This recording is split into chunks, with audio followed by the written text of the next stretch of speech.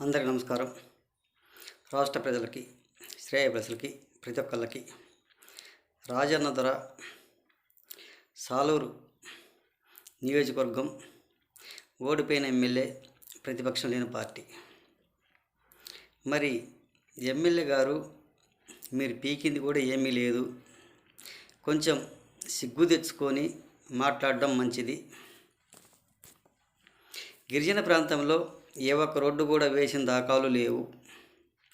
జగన్ గురించి మీరు చెప్పేది కూడా చాలా వరకు నిజమేను. అయినా చేసింది లేదు, పెట్టింది లేదు. ఊరక ప్రెస్ మీట్లలో మాట్లాడుకుంటూ ఉండటం తప్ప దేనికి పనికి వచ్చేవాళ్ళు మాత్రం కాదు. ఎక్కడైనా ఏ నియోజకవర్గంలో అయినా కానీ రోడ్ల గురించి కానీ కల్వర్ట్ల గురించి కానీ వేసిన దాఖలు లేరు. మీరు చెప్పేది కూడా కరెక్టే, మీరు చేసింది కూడా ఏం లేదు. మీకై మీరు ఏ ప్రాంతంలో అయినా కానీ మీ నియోజకవర్గంలో, మండలాల్లో, పల్లెలలో ఎక్కడైనా కానీ రోడ్ల గురించి పట్టించుకున్న నాదుడే లేదు.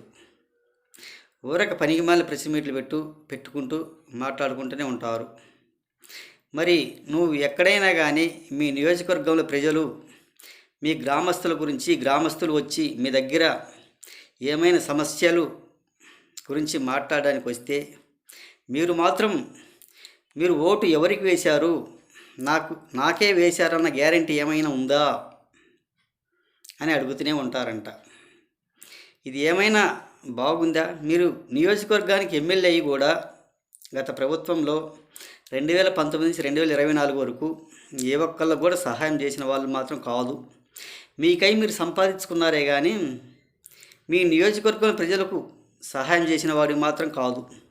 ఎవరైనా వచ్చారంటే మాత్రం మీరు నాకు వేశారన్న గ్యారంటీ ఏమైనా ఉందా ఓటు అని అడుగుతారంట. అది ఏమైనా బాగుందా? అది మీకు ఒక అలవాటుగా మారిపోయింది నీకు మీ నియోజకవర్గంలో. మరి నీకు ఎవరు నేర్పించారో మీ పార్టీలో, మీ వైసీపీ వాళ్ళు, అది ఒక అలవాటుగా మారిపోయింది. నిన్ను గెలిపించి కూడా ప్రయోజనం లేదు అని కూడా అనుకున్నారు. నువ్వు ఏం మనిషివో, ఎటువంటి మనిషివో, నువ్వు ఎమ్మెల్యేగా ఎందుకు గెలిపించుకున్నారో ఏమో మరి అది వాళ్ళకే తెలుసు. నిన్ను నమ్ముకొని నీకు ఓటు వేసి ఎమ్మెల్యేగా చేసుకోవడానికి ప్రయోజనం లేదు వాళ్ళకి. అలా చెప్పడానికి సహజమేనా? కాదు కదా.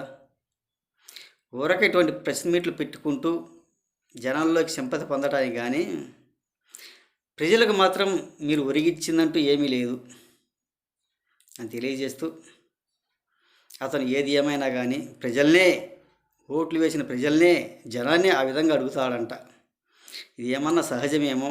ఒకసారి ఈ రాజన్న దొర గారికి సాలూరు నియోజకవర్గం ప్రజలు ఏం చెప్తారో, ఎలా చెప్తారో వాళ్ళ గురించి ఒకసారి ఆలోచించి మాట్లాడండి ఒకసారి ఈ రాజన్న దొర గురించి అని తెలియజేస్తూ, రాష్ట్ర ప్రజలకి, శ్రేయభిలాషులకి, ప్రతి ఒక్కళ్ళకి హృదయపూర్వక ధన్యవాదాలు.